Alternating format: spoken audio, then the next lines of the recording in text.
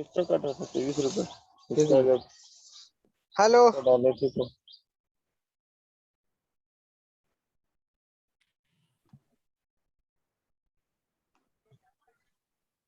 Hi everyone, I hope all of you are able to hear me. We'll have to wait for like 5 minutes more in the meantime. I believe other people who are supposed to join in, they'll be joining in quickly. And as soon as everyone is here, we'll quickly begin with the session. Make sure you're ready with some rough sheets and pen to take some good pointers which you need to keep as a note for the preparation of CAT, and which is going to help you out to clear this examination of 2021. We'll have a great session, but I'm just waiting for more people to join in.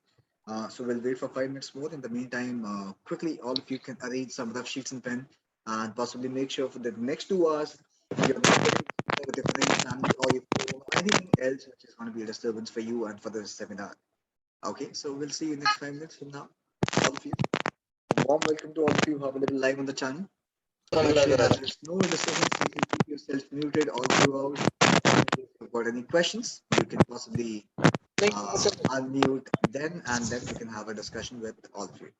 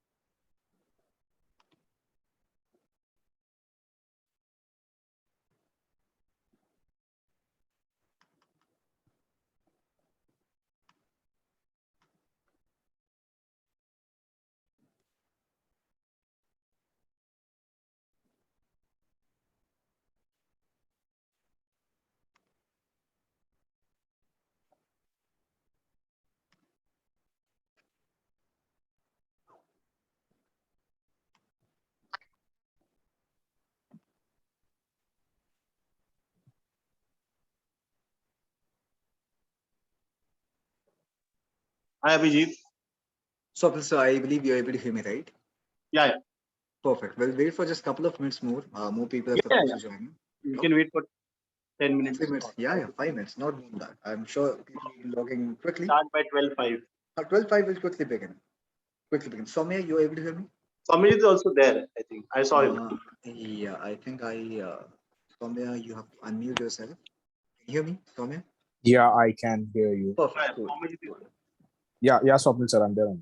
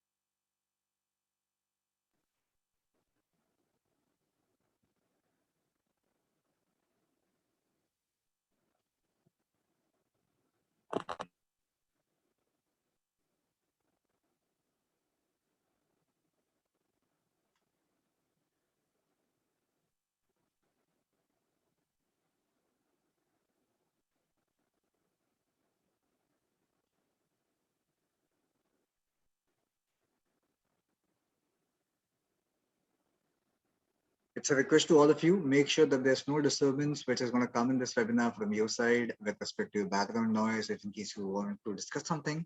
And make sure that you're sitting with some rough sheets and pen to take some notes and pointers at the points of discussion, which is going to be helpful for you for the Bschool selections that you're looking at.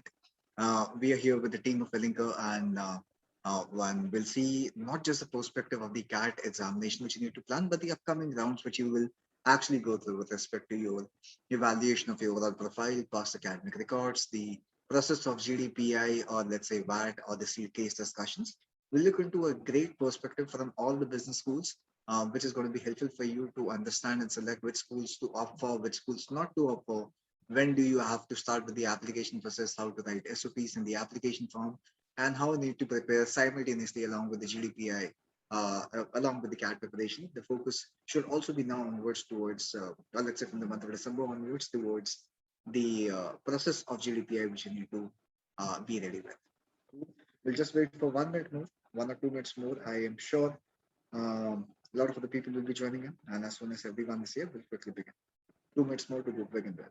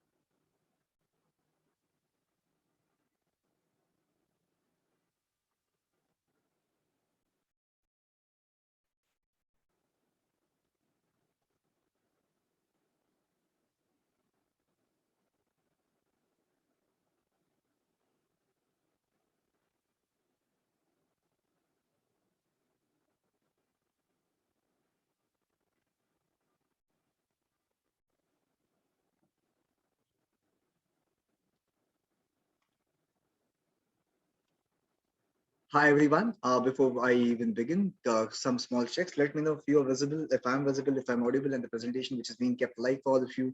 If all of you can see this, give me a quick heads up, all of you. Sai, Kunal, all of you who are available live. Cool. You can use the chat box to have a discussion with me and the team of Elinker out here, which is going to be useful for you and the preparation plan which we have planned for. Okay, Suraj, hey, hi. All right, then. A warm welcome to all of you who are available live on the channel now for the discussion of the year of 2021 of CAT examination. The objective for today's session is simple. With less than 50 days, which is remaining in your hand, we'll see what needs to be done and how it needs to be done to clear this examination with the beautiful score that you are looking forward to. Yes, the whole objective is not to just consider the CAT preparation, but yes, the aligned and the aligned things, which is going to be um, coming up in your preparation plan and the process which you'll be going through will give you a clear idea about the processes which you need to be ready with, right from the level of documentation till the preparedness of GDPI, VAT, or case discussion. We'll look into it from all the perspective. Yes. So that's the first sort of agenda for today's meeting. Followed by that, we'll see the paper pattern of the previous year CAT and the lessons and the learnings from them. And we'll see the study plan and the preparation which you need to fine tune for the given CAT preparation now. Yes, towards the end, as per the objective set for all of you, we'll also solve some of the great questions which has come in the CAT with the most advanced methodology, which is going to helpful for you to plan your study ahead and make sure that you are prepared for the fullest of your potential to crack the examination of the year 2021. Cool. On board, we have got Swapnil sir, who is the head of admissions at Elinker Mumbai, and we've got Somajit, who is the alumni of Elinker, and IIM Calcutta, who's got diverse experience right from banking to CXO recruitment, who will be helping us to understand the processes which you need to go through. I welcome both of you, Somajit and Swapnil sir. I hope you guys can hear me and you guys are unmuted too.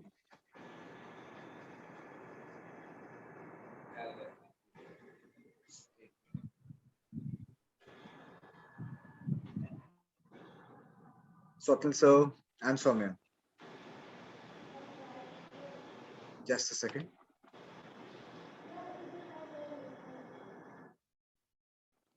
Soumya? Yeah, Can you now just check? it's fine. Yeah. I'll just check. Swapnil చూసి Astor ఇక్కడ ఉండే Perfect. Swapnil sir, Yeah, yeah. guess you are The audible. host was not allowing to. Okay, Right. can I start the Edi. video as well? పేరేం పేరు Of course, please do it. Soumya, Redmi you 3 too.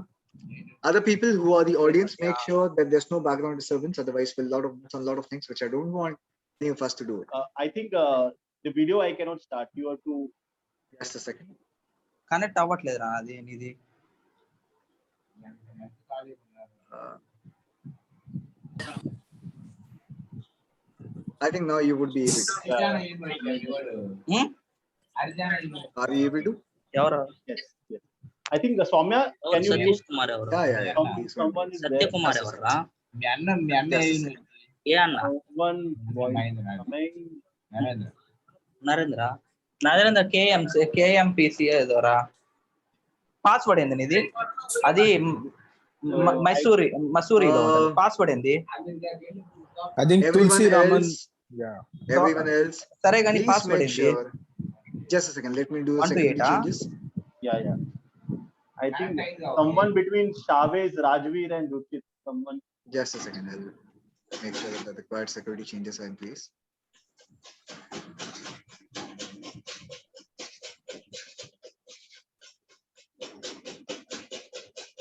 Can you guys see me? Swapnil sir, yes, you're visible and audible both. I hope all of you can reply in the chat box, and we can start with the discussion here. Yes, sounds good. Can we start? Because we already. Let's quickly 7 begin with the minutes. session. Yeah, perfect. Let's quickly begin with the session. The first round of objective for Swapnil sir would be about helping us to understand the importance of the examinations and the colleges that we should be ready with respect to applications, which will be opening up soon for all the other colleges, and the importance of non-IIM colleges and the selection criteria of them too, including Wellinger, Kejasomaya, IIM Ghaziabad, and few others, which all of us will be looking forward to. Yeah. Thank you for the heads up, Abhijit. I like the word you used, marathon. So this is like a marathon, and these are the circles because you need a finishing point, right? So this is the finishing point. Finishing point is obviously IIMs, FMS, MBA. So what generally happens in the journey of a aspirant, of a Bschool aspirant, is when it's, let's say, June, July, August, September, you're gung-ho about IIMs. Okay. By the time you start giving mocks in the month of probably October, and then definitely some of the last few mocks in the month of November, you come to know where you stand. Okay. So where you stand, basically, maybe at the start of the course, maybe you're looking at only IIMs.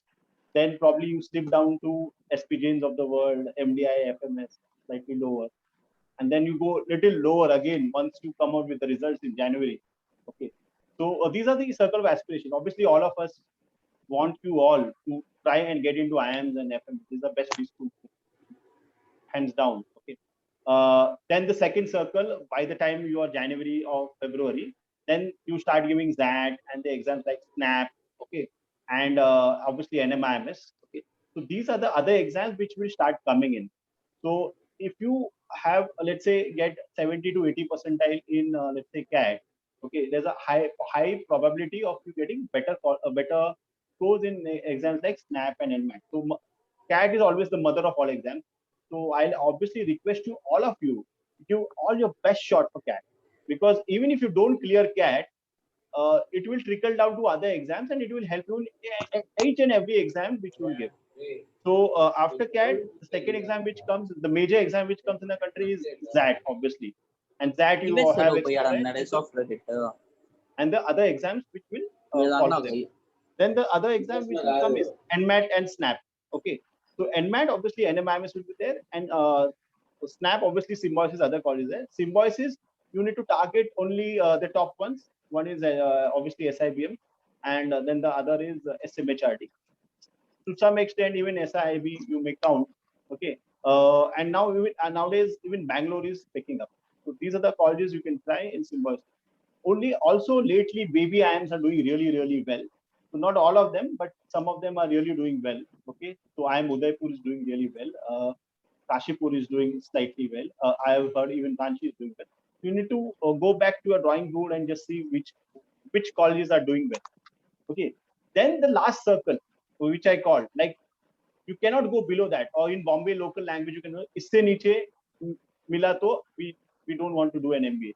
So these are the last circle, which is like KJ Somaya, Jim, Tapmi, IIM Delhi, and Wellington. So these are the last group of colleges.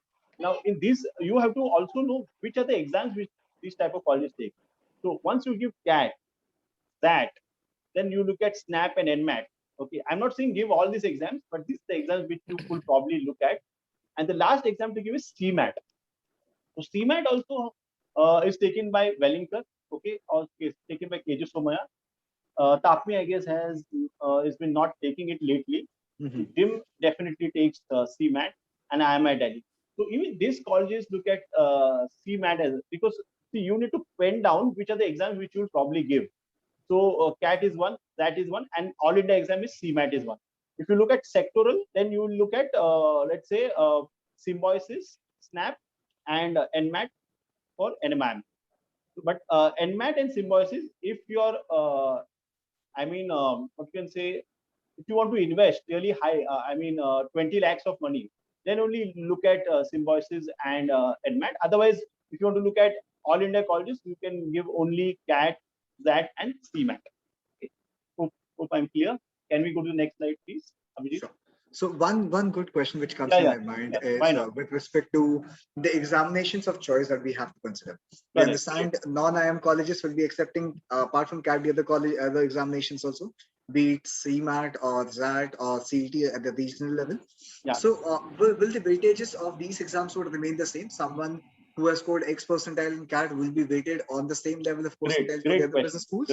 Or do they have to focus more? If yes, then possibly which are the other options that they should actually look into?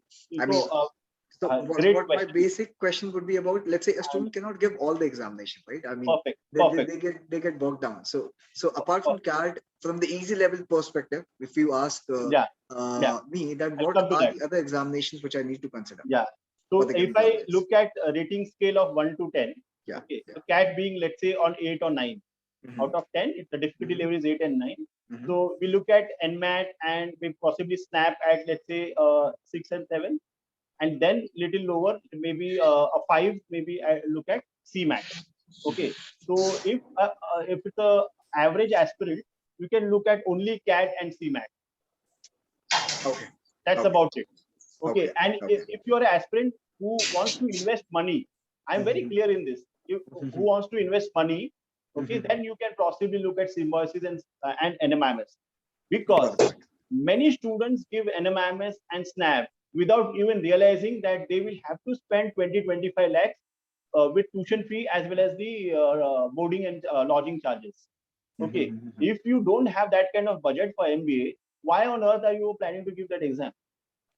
Okay, so it's very clear. If your budget is not that high, if it's not 20-25 lakhs, you should try and stay away from NMAT and SNAP. Okay. You should give All India exams like CAT and CMAT. So it's very clear. Okay. Or maybe CAT and ZAT. Okay. ZAT not many people might be interested in giving, but CAT and CMAT definitely yes. Okay. So it leaves you with very clear choice. One is a slightly tougher exam, CAT, and one is in between exam like CMAT. Okay. And don't put your eggs in one basket called a CET, because that's the last exam on earth to give, and last 2 years it has been miserable. So I will advise everyone who's listening to us to try and give only CAT and CMAT. Got the point. Also, I got the gist, and I hope it's going to be helpful for the students also.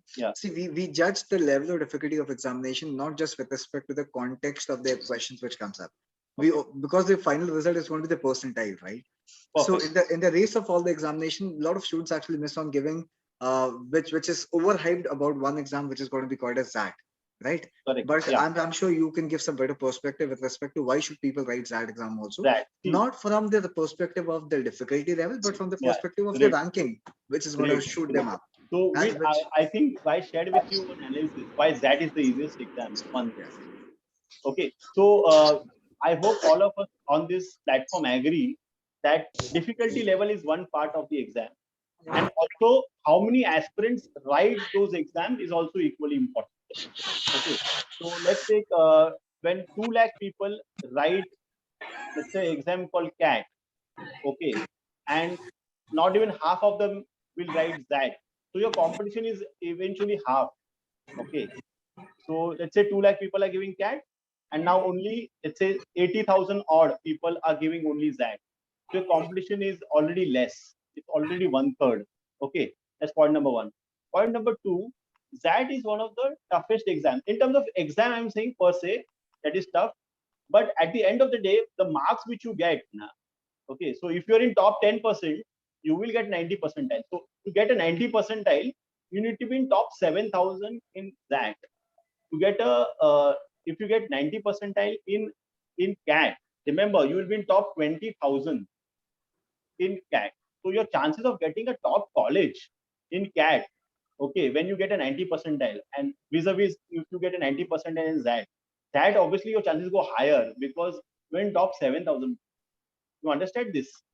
You're in top 7,000 here and you're in top 20,000 there. So definitely your chances go very, very high in terms of that when you give that. And all of these colleges, I'm sure each of these colleges takes that. Got it. So you consider that apart from CAT and CMAT, ZAT is also going to be that also, if you can give, really good. Yes, yes. And obviously, if the end result is getting into colleges, which is going to be accepting all the exams, these three exams beautifully one can plan, which is CAT, ZAT, and CMAT. Right? Correct. Now, talking about the round of applications which is going to come up with respect to the procedure, I'm sure Somajit and you both can give you a better perspective about the selection process weightages. So, like what usually happens, I hope the slide is visible to all of you. Yeah. Like if I look at the perspective of the top 30 colleges, it's very much clear and distinct. Like the weightages of their past academic records of 10th, 12th, and graduation, the exam weightages what they look into, the diversity pointers with respect to academics and gender, and the work experience, if in case the colleges will possibly look into. And then the statistics just keeps on changing, right? So what I want, if you can give us some better perspective with respect to non-IIM colleges, including Wellington, KGSOMA, and GIM. With respect to all the pointers. So just stick to this slide. So what happens? I'll just tell you what happens. As an aspirant, if you don't have great academics, okay, you have to strike out some colleges because they are going to stress very high on academics. So if I'm an average 50% throughout, or let's say first class throughout, obviously some colleges not going to take me. Yeah. It's visible, right? So let's say if I look into the perspective of IIM Indore, which gives only 20% weightage to CAT examination, 34 is given to 10th and 40 is given to 12th board. Right? So yeah. So obviously you have to count yourself out. Yeah. If you have really bad academics, okay. So you need to in the same breath, if you have got a 99 percentile, okay, you got a higher chance in the other IIMs because they're not looking too much in 10, 12 graduates. Yes. So it's a give and take. So what you need to do is please understand that you cannot change your 10, 12 graduation marks.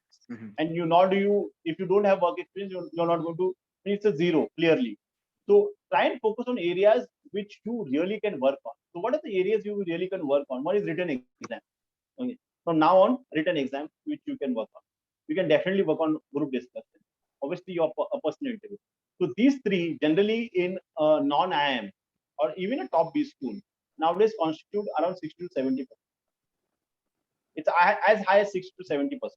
Okay, so I'll give you a brief about, let's say, Wellington. So that makes it sense. So we have 35%, roughly about 30 to 35% for written exam. Okay, only 1 or 2%. In fact, work experience plus past academics is 5%. 1 or 2% for work ex, 2 to 3% for past academics.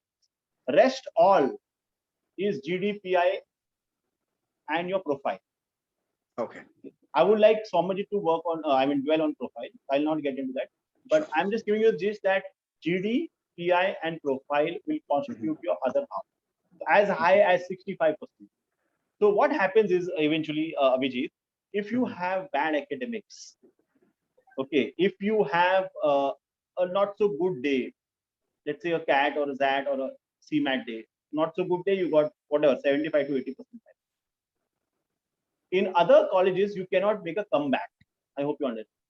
With respect to Wellington and other colleges which have this skewed weightage, if I may call, in GDPI, you can make that comeback.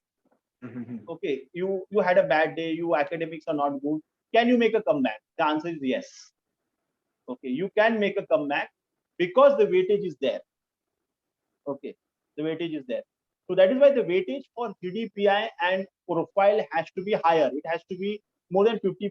Then only you make a comeback. If it's not more than 50%, then you have to get a 98 or a 99. Otherwise, you're not in the chance. You'll not get it. So you understand? If you look at like your wish list is properly, okay. Okay, this is a beautiful slide. So if you look at let's say top 20 colleges, they all are 100% based on weightages of exam. That means if your exam is screwed, you're straight out of the contention. Clearly. Okay. So you don't have to even look at them. You look at the lower colleges where they are giving 30-40% weightage, then definitely you make a comeback. Okay. Got the point. That comeback thing is very crucial for us. So in the tier 2 category, which all colleges you consider to be as a good backup option that people can plan and send their scores to? I mean, we cannot send applications to all the colleges. It's going to come at a cost, right? So which are the good options that you may consider for? Really good options are Tapme, Gym. These are really good options. Even KG Soma is a good option. Okay. These are the really good options where they don't only bank on exam weightages. Got the point. Somajit, over to you. If you can help us with some. Somajit will deal with some of his findings. Over to you, Somajit. Yeah, thank you, Swapnil sir. Thank you, Abhijit. So I guess I am audible and visible as well to everybody. Yes. Okay, thanks. Hi, everyone. So I would firstly like to say, sir, it brings me to a year 2014, when I was actually preparing myself. So those kind of days come back, but I feel all the people, 140 plus people over here are so lucky that, you are sitting at your comfort place. So I was working, so I had to travel 20 kilometers just to attend a session to understand what it is all about. And today, being on the other side of the table, like people say, Corona has got positives and negatives. These I can say some of the positives, that you are at your own comfort zone. I can see most of the people except the three of us, none of them have switched on their cameras. So we don't even know in what posture and in what way they are, sitting or talking. So first things first, I would request everybody, if you can just, at least switch on your cameras, because it becomes a monologue, right? If possible. Secondly, to start off, like Swapnil sir mentioned, thank you so much. One word that I catch is marathon, and it is actually a marathon. Okay. And guys, I'm sure you all can relate. I'm sure most of you all are into Netflix. So I will just take 1 minute of time to give a softer side, because I know heavy things are coming up. And sir mentioned that a lot of questions you will discuss, some, aspects of, how to deal with the questions of the last year, this year kind of. So I think everybody has got Netflix, and aap log sabne Quota Factory dekha hua hai. Season 2 bhi aa gaya, right? So this is a very similar thing. That was about IIT. This is about IIM's MBA. But the fact of the matter is same. We are looking forward to something doing good in our career. And the stress levels are high. Now, how to understand to bring down that stress level and perform your best? That is the major output. And what Swapnil sir mentioned, our final goal, the first slide of the PPT on the 3 circles, it's all about connecting the dots. What I will talk about now is a little bit about the profile. I will give a gist about myself. So I was an engineer. I did my BTech, and then I was working in the IT sector. For 3 years, I was in TCS. So then what happened is that I wanted to do an MBA and get into the other side of business. I was keen into banking, BFSI segment. So I gave a lot of exams. I was not a good student. So I'll again connect dots. Okay. I do not have a 95 percentile in my 10th and 12th. I was a backbencher. I'm sure all of you all are front benchers, very studying professional guys and all.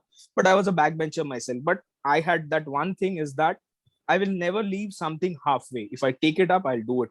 So that is one thing you all should keep in mind. And trust me, I will be taking you all through certain pointers. Just write down some of the points which at the end of the session, or even when you join a college, if you connect those things, you will be able to find out, connecting the dots, what the results come out. So you should never leave something in the halfway. So I wanted to do an MBA. I understood that, I do not have my tremendous amount of 10th, 12th marks. And neither I'm a great student that I will be able to bell the CAT in the first go, second go. So I gave CAT twice. I did not get a huge score. It was a moderate score. I gave some of the other exams like Swapnil sir mentioned. Thanks to sir. Sir was at that point of time to guide me as well. So my relationship with sir goes more than I know. It's going to be a decade in the next 2 to 3 years. My point is that whenever a profile thing comes, it's not only about getting into a college. It's a continuous process. That means what you are doing today for targeting to get into a college, to a time that after you are into a college, and then after that you get a placement and you're in a company, and then what you're doing forward to. So it's a complete cycle till the time you want to work either as a self-employed entrepreneurs or even as a person working in some good MNC or something like that. So profile building is continuous. If I give you my example, what I did was typically, I got into Wellinger. I could not get a PGDM course seat. Okay, let me be that frank with you all, because there's nothing to hide about it. And I'm very proud of it to take that call, with consultation with some of the counselors at that point of time. They said that if it is Wellinger, you can definitely go for any of the courses of your choice because the placements are in tandem and common. It only and only depends on the perspective of the student, how much you get along. So I got into PGDM Rural. 2015, I got in. 2017, I passed out. I got into the BFSI segment. I started working in banks. So I was with ICICI, HDFC, and Standard Chartered. Then I did a course with IIM Calcutta, an executive program. And then I shifted myself. I was actually recruited by one of the founder members of a startup. And now I'm a recruitment consultant. And still I'm looking forward to, now I'm in a mid-management role where I hire CEOs for BFSI companies. I am looking forward to do another leadership course to increase my team in my company. So my point of objective here for you all is to understand that profile selection is a continuous process and it does not stop. So for you all, first thing, many people over here are not actually, having a good work ex, or they are freshers. Now, if I'm a fresher, I do not have anything to put into a work experience place, right? What do I do? You have a lot to put in. You have a lot to put in.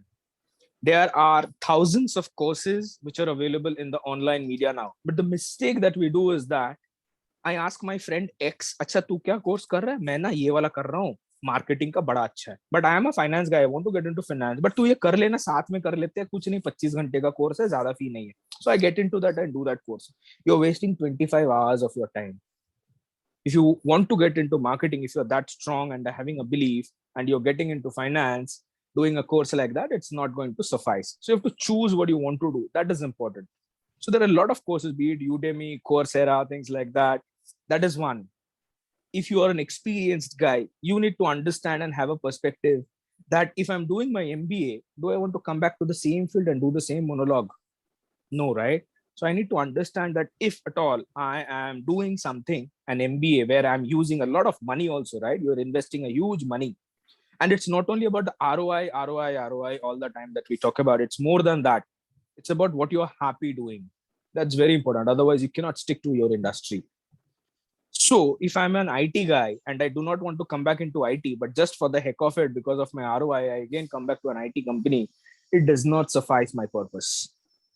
So you need to give yourself that time, apart from the preparation at the moment, to give a perspective where I want to go myself, not really listening to my friends, but take a guidance from the counselors that I believe, but at the same time, also understanding the thought process of multiple other parameters like the money that I have. I did not have 22 to 25 lakh of rupees to spend at that point of time, to get into a college like that. So I did not even apply for a few colleges which were requiring that kind of a fee.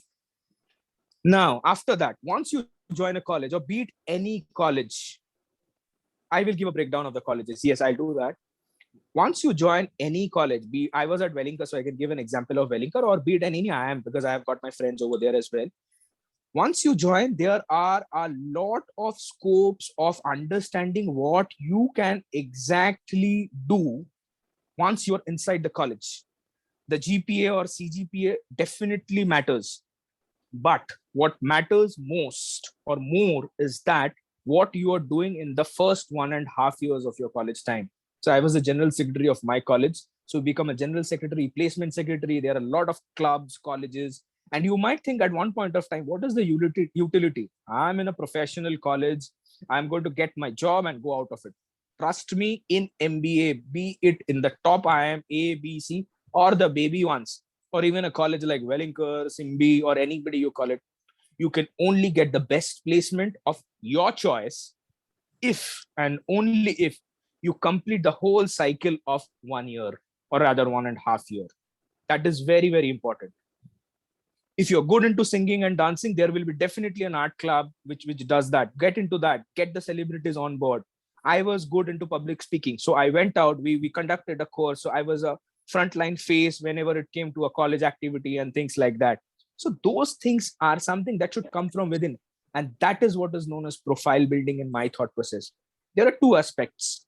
One is what is in the CV, which is a harder aspect of profile building. The other aspect of CV is the softer aspect that you cannot put into the CV. But when you're talking to somebody during your GD or PI, it really helps you out. So understand, before joining a college, the profile is as much as important as after joining the college and even continuing after that. That is the most important part of it. I can see some questions which are there. I'll just take in the middle. How much can the 10th and 12th mark sheet get? See, generally they always prefer an 80 plus, but of course there are exceptions. But I will always say, like Swapnil sir previously mentioned in the last slide, if I'm only a 50 percentile, so like there are many companies who do not even will let you sit if you are less than 40%, right? So those criterias are always there that you want to look at all. And is it okay if you do not know what you want to specialize in? Absolutely. I think this is Shrestha. Yeah, Shrestha. To answer your question, it is absolutely fine. It is absolutely fine to know, because that is the one reason the MBA course is designed, that the first year is kept open where you study subjects, 1 or 2 subjects of marketing, HR, finance, operations, supply chain, all of them. So if I am not clear, most importantly, this happens for the freshers. I was an experienced guy, so I had a little bit of understanding. But when it comes to a fresher, you must not be aware. And I think that is good to go with an open mind, whichever college you join. While doing those subjects, you understand, okay, I'm a little bit keen on marketing. Many people tell that I do not want to do a sales job, but you need to understand at the end of the day, even if you're in finance, and trust me, guys, who all are thinking getting into finance, believe me or not, 2 years or 3 years down the lane, when you come out of your college, every job, if you're starting as a fresher, has got some aspect of sales in it, even if it's finance. So do not worry about sales. आपको साबुन तेल घर घर में जाके बेचने की जरूरत नहीं है. But that does not really mean you have to go and make a strategy as well. You have to be a middle guy who will be trying to get the softer aspects of your team and get the works done. So I guess I answered that. Any other questions? Me being a B Farm grad, will it affect the changes? Not at all. So it again depends on the profile and what you're looking forward to. And definitely that can take you in. Sir, Anshul is saying, sir, I've done my graduation from Delhi University. Will it matter? Not at all. Why will it matter? You can do it from anywhere. If you have a good grade and a good scope, it is definitely done. Agribusiness colleges, there are multiple agribusiness colleges, Vinay. Even Wellinger as a rural management. And even if you are not from agribusiness, but still you want to continue in agribusiness, there are a lot of companies like a Syngenta. I'm sure if you are into agri, you will understand, like a Syngenta, who takes IIM grads, and even Wellinger for that matter, and SP guys, I know my friends are there from marketing and finance. Okay. What is the best time to start preparing? Rajveer is asking, what is the best time to prepare if we are on the second year of bachelor's? The best time is to start today only.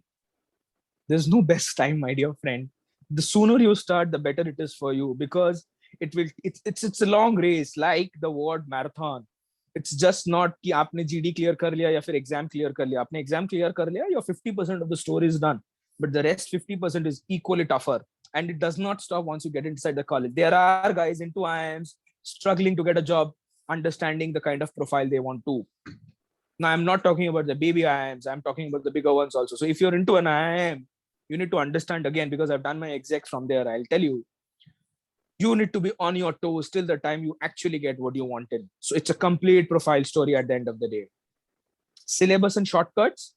Akshita, firstly, I'll take the second part. There is no shortcut to it. It's all about hard work. And some people tell there is smart work. Honestly, I do not believe in that. If you're doing your hard work continuously, you will be smart by your own self. There's no shortcut to these things. About the syllabus, I think all the counselors have already told you the CAT syllabus and the ZAT syllabus and things like that. But these are the things that are there in syllabus. What I am talking about is what is not there in the syllabus. So suppose you have not done a course that you can do, and you have 1 hour of free time for the next 1 month, try to do a course online, or try to do anything that you want to do. And that is very important. Or if you have a club like a Toastmasters club and you feel कि हमारा English उतना अच्छा नहीं है, but मैं और अच्छा बोल सकता हूँ, then it does not really require, to do any fancy English classes or something. Just join a normal class, or have a group of friends, make a group of friends where you will try to help each other. कि हम लोग थोड़ा, अगर मैं English बोलता हूँ आपके सामने थोड़ा गलत भी हो जाता है, तो I will not feel bad at the end of the day. Trust me, guys. Today also I do not consider myself as a good speaker. I have a lot to learn, but whatever I have come up to, I used to speak in front of the mirror, and I would like to thank Swapnil sir for this. He told me this trick back down in 2014, I guess. Yes, 2014, when he said, Swamijit, if you're having trouble, just look in front of the mirror and start talking. 50% of your work will be done because you are your own best self-criticizer. And we all know this gyan, but hum kabhi utilize nahi karte. The point is that we need to utilize it. Does year gap matter? Yes, it does matter to some of the companies. But again, at the end of the day, if you can justify why the year gap is to the GD, to the PI, it does not really matter. Okay, horticulture student, it's same. It's not at all a big problem. If you have 63% from open learning, private BCom, this I think you need to take it up to the counselors, Anshul. I do not really have that understanding of the open learning perspective. 75 graduation for IIMs, yeah, it's okay. You can definitely try and get a good score and try to build your softer aspects that I mentioned. You're doing hotel management from IIM Goa, yeah, it's absolutely fine. What should be my goal to improve my quant and LRDI? Practice, and practice, but in the proper direction, in a proper framework. You need to see the time, you need to see the mindset, you need to see where you are sitting and giving your exam. अगर आप park में बैठ के daily आधा घंटा paper solve कर रहे हो, 4 घंटा कर रहे हो, नहीं होने वाला है मेरे दोस्त. You need to sit in a space exactly like the one that you give the exam. आज के डेट में we are having the privilege, because I could see most of you all were not, visible in the camera. Now that I told, thanks to the people who have come up and opened your camera, my respect to them. And also thanks to the people who have not joined in front of the camera, because I understand आप ऐसे posture पे बैठे हो कि आप दिखा नहीं सकते हो अपने आप को. But trust me, these small things matter actually. And that is why you will get a big package of 25, 30, 45 lakhs at the end of the day. Not only on what is there on your mark sheet, but also what you develop yourself overall. LinkedIn is the biggest profile. I would also like to talk to you all about LinkedIn. How many of you have a profile in LinkedIn? If all of you all have, superb. I can see Sonali raising her hand. Superb. Pranjal also I saw raising her hand. Some people, yes, I can see raising their hands. Superb. So those who do not have, make a profile in LinkedIn. Make good connections. ऐसा नहीं random इधर उधर जिसको भी आया connect मारा नहीं. Make good connections. When I used to attend things like this, first thing I will do if I'm a fresher or an experienced guy, I want to get into college. सबसे पहले I will connect my counselor over LinkedIn. Then I will connect Swapnil sir in LinkedIn. Then I will see who are the people similar to Swapnil sir in this segment who I can connect and get some ideas. And also to some people who are giving the, like the gyan that I am giving you all. Some people like that. If it's okay, then I will connect. So this gives an overall understanding to make your thing. Tomorrow, you never know. I come to your college as a recruiter and, from my company. And then you say, sir, I was the one. Okay, train bhi chala gaya. Okay, so I was the one, who you took the session and maybe some things happened. So that connect, again, trust me guys, connecting the dots is the clear-cut answer. So LinkedIn is one, doing the courses is another. What's your Insta? Saurabh, I don't think Insta I can use for these purposes. We can take it offline for Insta. Amit is saying 10th 93, 12th 61, Brad, no workx, OBC. If you're getting a super percentile, you can expect a call from B, C, L, and some of the other colleges. Your 12th is a little bit of a chunk, but I think still you can cope it up with a good thing. Sanjeev is saying, I'm BTech in MEC, sales, marketing, English tech with almost 5 is not clear whether I should go regular. Okay, Sanjeev, this is a good question. Even I thought of it, but 5 years of experience, that has to be in a very good brand with a managerial experience. Then only you should go for an exec, because exec में बहुत सारी जगहों पे, except an ISB, they do not give you full placement assistance. So you need to be very, very sure of yourself that if I do it from any top colleges, of course, exec करोगे तो आप top से ही करोगे. And once you do it, even if they do not give you the placement assistance, you can get the job. So think twice about doing the exec program. What is the best colleges for business analytics? So business analytics is a hype. Okay, and it will stay for the next 3-4 years. But at the same time, you need to understand business analytics is not only about coding, it's a lot of other things. So if you go through any of the companies, or I'll tell you all something. Trust me, it has helped me, and some of the sessions that I have taken my students or fellow mates like you all have told me as a response that if you're looking for a finance job and आपको पता है कि I don't want to be a relationship manager, but I want to be a project manager. For example, I'm just taking a random example. So go to a company of your choice, like a Standard Chartered Bank, and see what a project manager's role is. आप LinkedIn पे जाओगे, if you go to the company name, just Google Standard Chartered Bank, project manager, IT, job profile. कुछ ना कुछ आपको link मिल जाएगा. So there you will have a perspective कि वो बंदा काम क्या करता है. Out of the 10 pointers, you will understand only 2, but it is fine to understand those 2 and see whether it helps you or not, or if this is something you want to do at the end of 2 years or 3 years or not. Okay. So this is also another aspect. Thoda spend some more time. My Insta friend, I will really tell you, come out of Insta a little bit, and trust me, I'm very upfront. Okay. So I don't mind telling you all, because if I am not upfront with you today and only say you the goody words, it will hamper you after 2 years or 3 years. Come out of Insta, get into social media or a platform like a LinkedIn and utilize your time on those aspects. Okay, so I think we have got 2 more minutes and there are a lot of questions. So guys, I don't think I will be able to cover all the questions, but if you all want, we can connect one-on-one after this session also, and we can take it down. Soumya, if you can share your email ID, your professional email ID, your personal email ID, whatever is comfortable with, possibly people can connect with you over the mail, and the questions we can shoot there, and you can, whenever you get time, possibly you can connect with them later on in the mail. Okay, I will do that. Just let me type my email. Sure. I will type my email ID after this, so I can see a lot of questions, guys. So I'll just summarize, and I'm really sorry I could not take all the questions because it's a paucity of time. But yes, send me an email. I also have a busy schedule at times, but I will try to reply to all of you all. You can connect me over LinkedIn as well, because I'm pretty active over there because of my job profile. The crux is, profile is not only something that you need while joining a college. You need it while you are inside the college, while you continue to get your placements, and after that as well. It's a continuous process. Now, the first steps, first, to have a good profile while joining the college, you need to have a good English understanding. Not because कि आप English बोलोगे तो बहुत अच्छे, और अगर हमको English नहीं आती है तो हम नहीं है, नहीं ऐसा नहीं है. Because English is the common language that we speak into, right? अब हम उस पे कुछ नहीं कर सकते हैं. So we need to understand. And one thing about English is that it's not about using words like, fancy words or jargons. No, it's about what I'm thinking is what I'm speaking or not. मैं जो सोच रहा हूँ, क्या मैं वो बोल पा रहा हूँ या नहीं. That's the only crux. If you can do that, you're sorted. थोड़ा सा इधर उधर grammar, I think the more you talk, the more you get about it. And for GD, one thing I would like to tell you all, and I'm sure it will be covered in all the stages, but only my one take is that do not hurry. Whenever a GD topic is given, give yourself that 1 minute of time fully and wholly whenever that GD or case discussion that happens in Bschool, which is an amazing thing when it comes to work as well. Give yourself that time to understand the topic, grasp yourself in, and then take it out. And try to start, try to end. Do not blabber. Talk with stats, talk numbers. Whenever you're talking about yourself also, do not say, I was working in an organization like TCS, which is doing amazingly well. The Tatas have acquired Air India. नहीं, सबको पता है, सब newspaper पढ़ते हैं.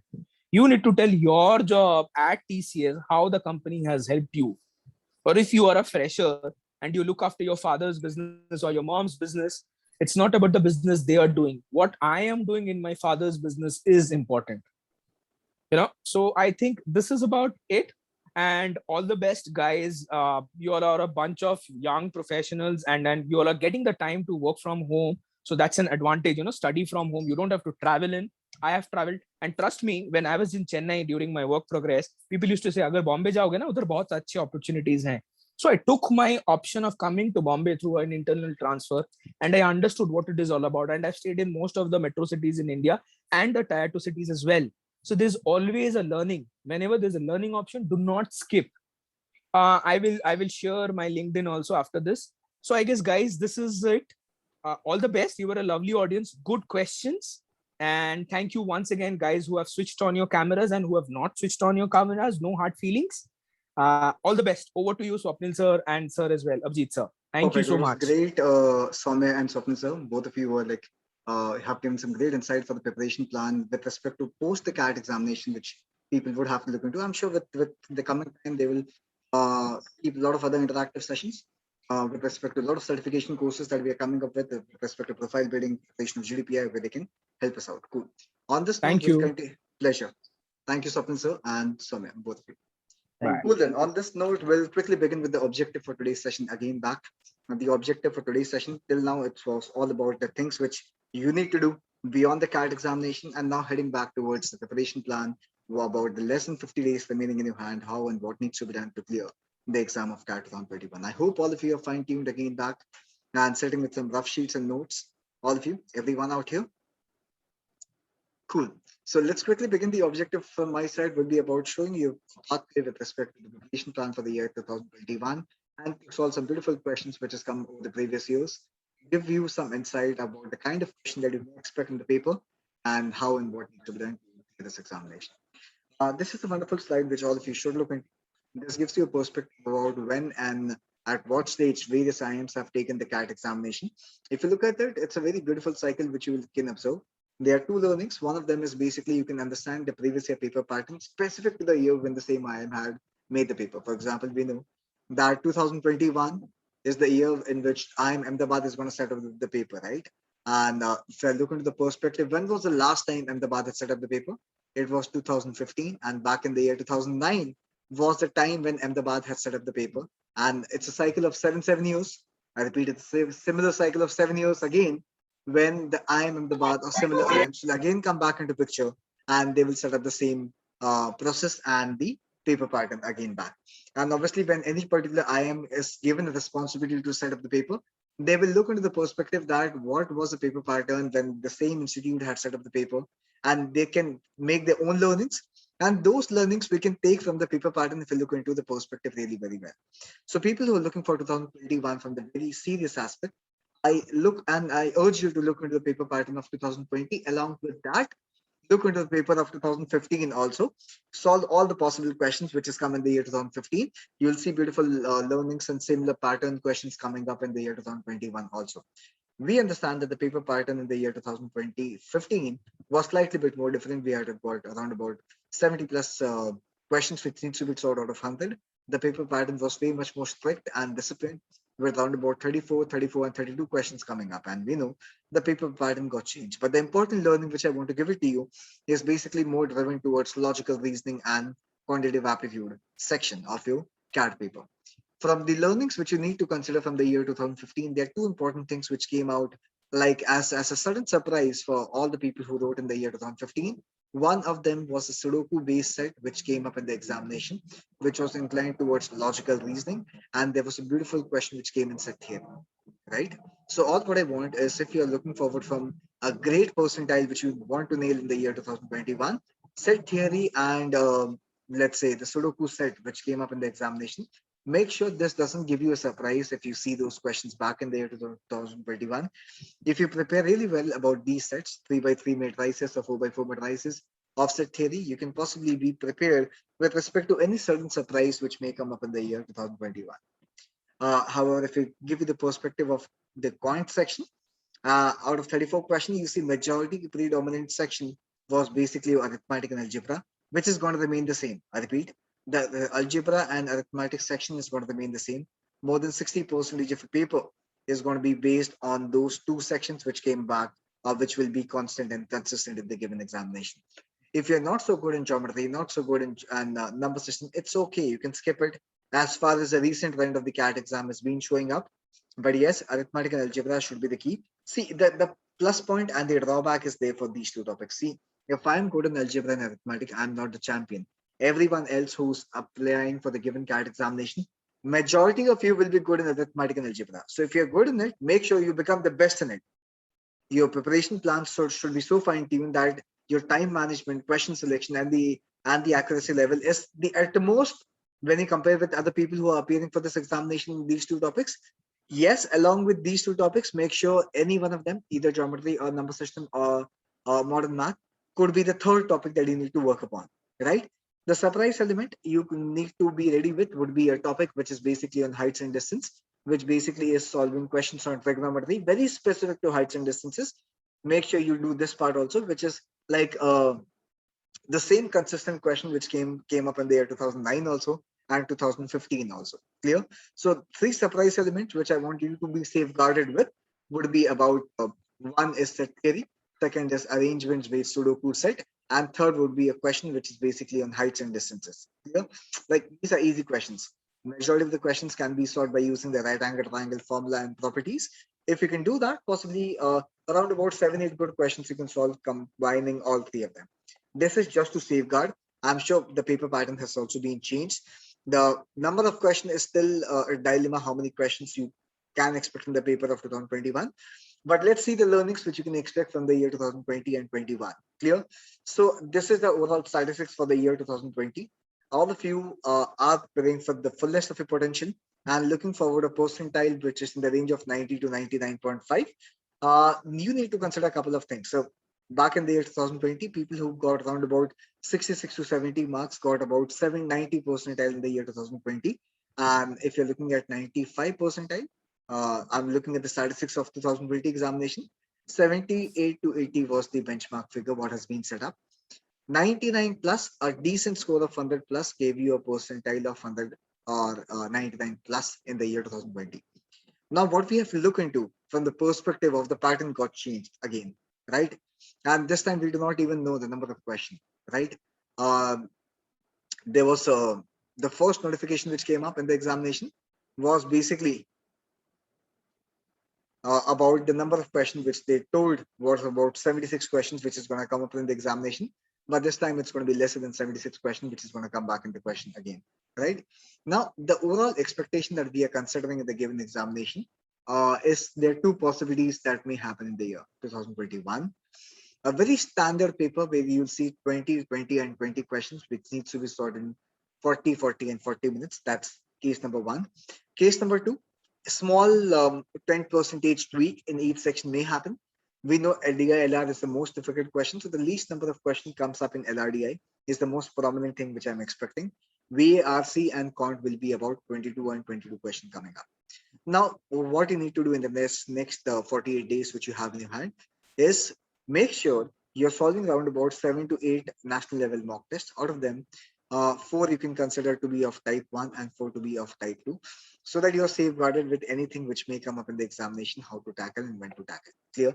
If there's any sudden changes in the end on the finale day, I'm sure it's not going to be a botheration to a great level of extent, because you should be able to safeguard with all the possible things that you is there in your hand in the remaining time that you need to plan your preparation with. Clear? So 2 possibilities. Make sure you are making sure that at least 4 marks of type 1 and 4 marks of type 2 you are preparing, and make sure that the standard pattern based mocks which are there in the mock test series, you're solving 1 or 2 of them also, because if at all the pattern remains consistent, you are able to match up to the percentile which you are looking at.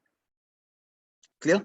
We'll take up all the questions which are respect to mock test. Yes, we do help you out with the same. But yes, around about, if I give you the expectations for the year 2021, that what would be the approximate percentile to percentage range which you need to consider.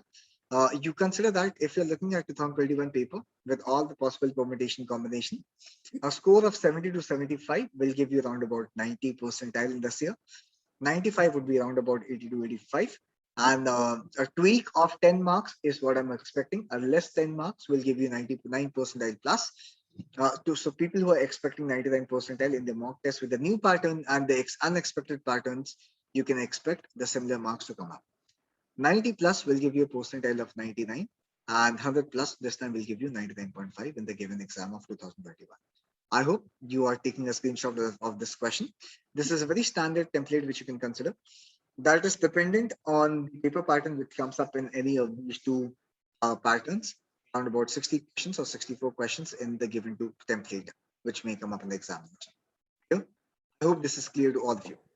On this note, we'll be proceeding towards the second section of your agenda for today, which is basically solving about the live CAT questions, which has come up in the previous year.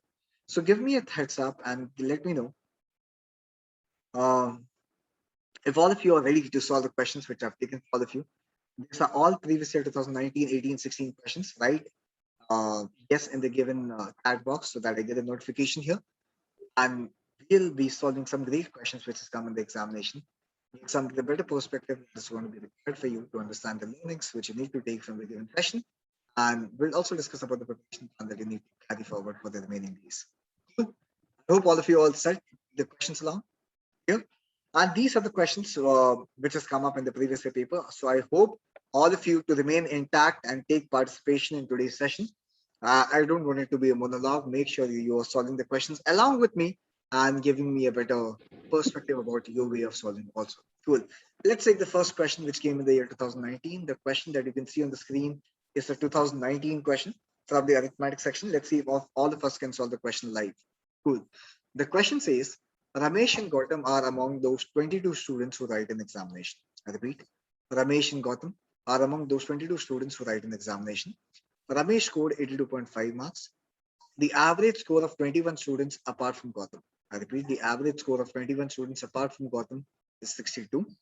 The average score of the 22 students, I repeat, the average score of 22 students is one more than the average score of 21 students other than Ramesh. Clear? The score, or what they're asking you is for how much did Gautam score is the question. I hope this is clear. Majority of us can make beautiful equations to solve the question. But what I want is whenever you read a question, interpret it from the other side. Like, let's say, if I read the last line, it says, the average score of 22 students is one more than the average score of 21 students apart from Ramesh, which means, let's say, whatever the score of these 21 students is, the average is X.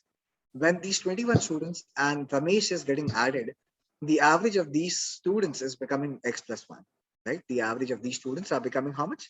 It's becoming X plus 1, which means Ramesh has an ability, to pass on 1 to remaining 21 students to increase their average, right? Now, Ramesh already had a score of 82.5, right? Now, Ramesh, when it joins a league, what it is happening is Ramesh is able to contribute 21 to other students. If Ramesh is able to contribute 21 to other set of students, the average of all the students along with Ramesh would have been how much? It would be 82.5 minus 21, which is 61.5. This is how you need to interpret. I hope this is clear, right? I hope this is clear to all of you. So Ramesh has an appetite of leaving 21 for all the other students so that they all get 1, 1, 1. So what would have been the average for all the 22 students in the class? It would have been 61.5. So all the 22 students in the class would have been a score of 61.5. Now these 22 students also include Gautam, right? If you see this line, it says the average score of 21 students other than Gautam is 62. I can interpret the same line in some other language. What I can say, when Gautam leaves the group, the average increases to 62. When Gautam leaves the group, the average is increased to 62, which means how much is the increase in average? The increase in average is basically 0.5. The increase in average is basically 0.5, which means all of them, all the other students, all the 21 students, excluding Gautam, is increasing their score by 0.5, 0.5 if Gautam is leaving. So when will that happen? This is going to happen when Gautam is below the average of the other students. How much below? That depends on how much other people have contributed. Each of the 21 students has contributed 0.5 for the loss of Gautam. And if that is the case, Gautam was definitely carrying 10.5 less than what everyone is carrying. So the marks of Gautam would have been very much straightforward. It would be 61.5 minus 10.5, which is basically 51. And very easily you'll be able to solve the question, which has come in the year 2019. To solve the question, possibly I've taken more time, but this is a question which can be done in less than 1 minute of time. Is this clear to all of you who are available live? All of you who are there in the session, is this clearly understood to all of you? Not a difficult case. So it's only the case which you need to consider is how do you interpret the lines which is there in the examination. You can make beautiful equation, but that is not required. Clear? That is just not required. You need to consider the easy way of interpretation and the basic concept. The basic concept of average is all about equalizing all the values so that everyone becomes same. In the process, certain values are above the average, certain values are below the average. You take out the deviation and make sure that everyone becomes same. I want response from all of you who are available live, and then I'll proceed towards the next question. Is this clearly understood to all of you? Beautiful question which came in the year 2019. In just 2 lines, you can interpret the whole question and solve the question. Perfect. If this is clear, let's take the next question, which came back in the year 2019 again. Now, this is a question which is basically on time, speed, and distance. And time, speed, and distance, you can expect any CAT paper you look into, at least two to three questions easily you will see on time, speed, and distance. You can never ever skip this topic if you're preparing for the fullest of your potential. And the crux of solving time, speed, and distance question is simple. You always have to visualize. I repeat, you always have to visualize before you solve the question. Majority of us fall into a trap of making equations, taking the ratios, considering what is constant, what is variable, and then equating the equations. That's not a good deal in solving those questions. Clear?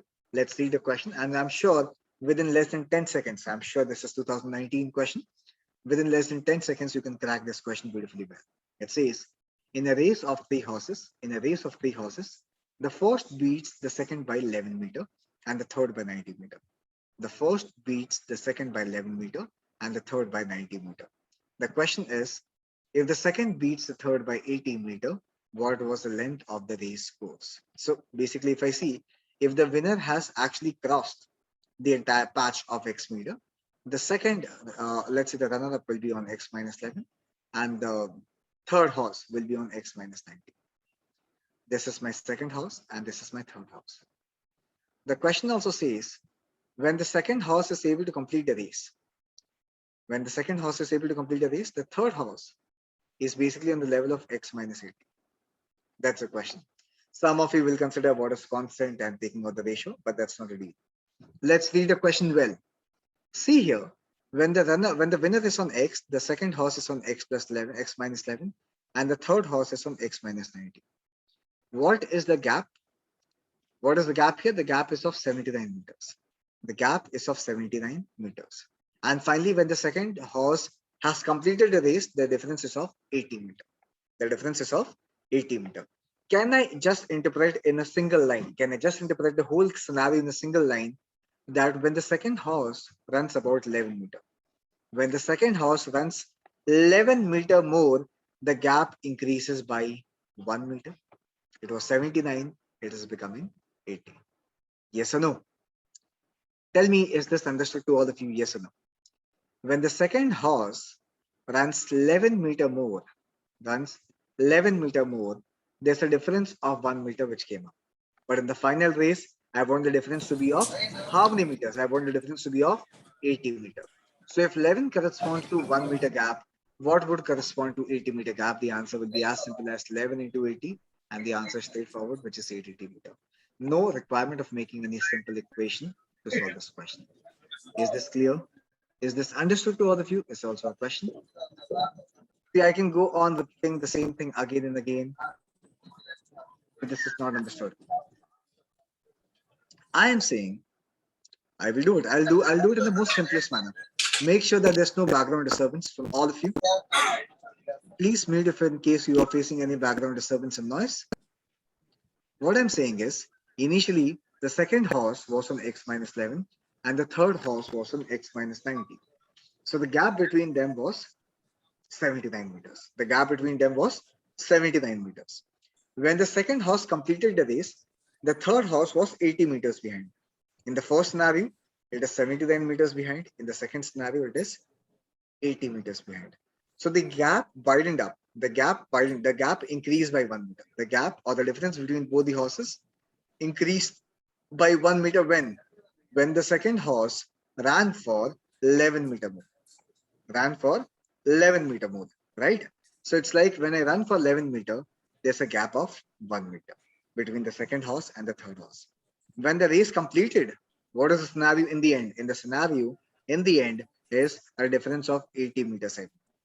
So if the difference of 1 is coming by running 11 meter, then the difference of 80 will come when? It's a simple cross multiplication.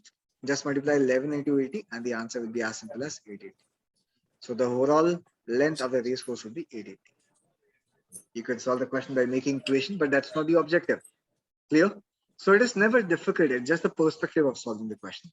Is this clearly understood to Roy, Irshad, and all of you who are available live? Everyone else? It's the simplest question which can come up in the examination. So I don't even have to make this lines or let's say horizontal or vertical line. You read, get the perspective and solve it. Beautifully, you can solve these questions. No question is difficult. I repeat, no question would be difficult. It's only the perspective that you take into, right? Even the ratio proportion, mixture, allocation, beautiful questions they come up every year. This is 2018 question of CAT. Let's see if all of you can solve this question. It says, Raju and Lalita originally had marbles in the ratio 9:4. I repeat, Raju and Lalita originally had marbles in the ratio of 9:4. Then Lalita gave some marbles to Raju. Lalita gave some marbles to Raju.